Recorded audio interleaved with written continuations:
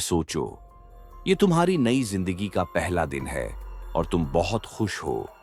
तुमने अपना पुराना जीवन पीछे छोड़ दिया है और अब अपने परिवार के साथ एक नई शुरुआत की उम्मीद में शांतिपूर्वक जीना चाहते हो। लेकिन अगर अचानक वो खुशी एक बुरे सपने में बदल जाए तो क्या होगा? अगर कुछ मास्क पहने लोग तुम्हारे घर में घुस आएं और तुम्हारी आंखों के सामने तुम्हारे पूरे परिवार को मार डालें? अगर तुम किसी तरह जिंदा बच गए तो क्या करोगे? कैसे बदला लोगे? ये कहानी है दो गैंगस्टरों और एक हिटमैन की। जापान के शहर शिंजू पर कब्जा करने के लिए गैंग बी एक घातक योजना बनाता है, लेकिन वहां पहले से ही गैंग ए का राज होता है।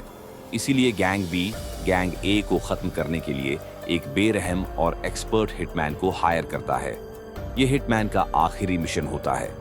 मिशन पूरा होने के बाद वो सब कुछ छोड़कर अपने परिवार के साथ एक शांतिपूर्ण जिंदगी जीना चाहता है। वो गैंग ए पर हमला करता है और एक एक कर सबको खत्म कर देता है। मिशन कामयाब होता है, उसे पैसे मिल जाते हैं और वो खुशी खुशी अपने घर लौट आता है।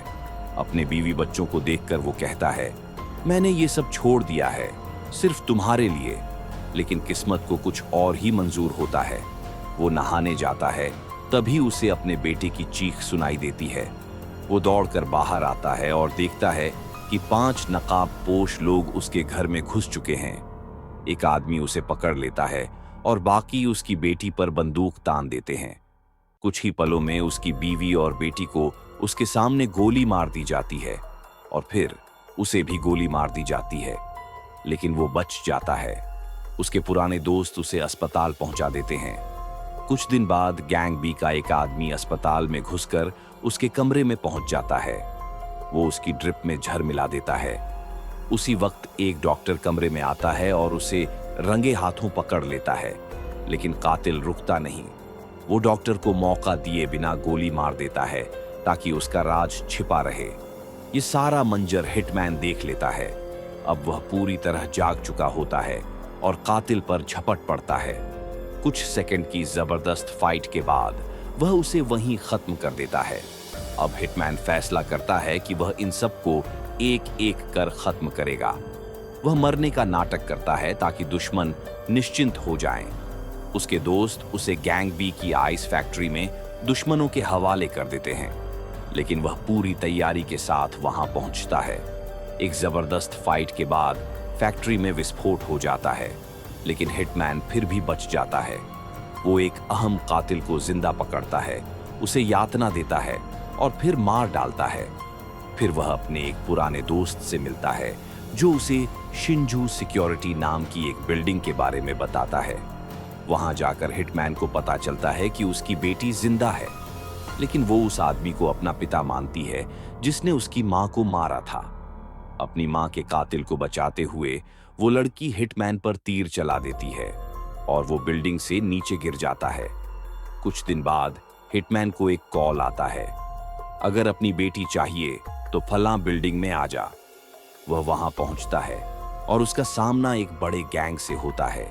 एक खून खराबा शुरू हो जाता है। वो अपनी बीवी के कातिल को मार देता है, फिर गैंग की लीडर को भी खत्म कर देता है। लेकिन गैंग लीडर का भाई जिंदा बच जाता है और शिंजू का नया राजा बनने की तैयारी करता है।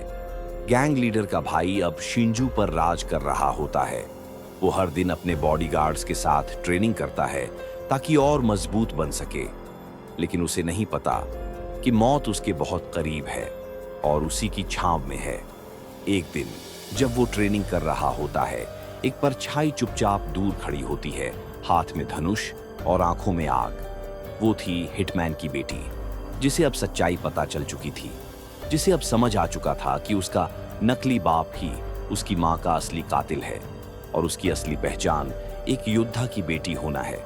बिना एक पल गंवाए वो निशाना लगाती है। तीर हवा में सनसनाता है और सीधा उसके सीने में जा लगता है। वो गिरता है और उसी पल बदले की आग शांत हो जाती है। हिटमैन की बेटी अब कातिल नहीं रही, वो इंसाफ की वारिस बन चुकी थी और शिंजू की गलियों में पहली बार शांति उतरती है।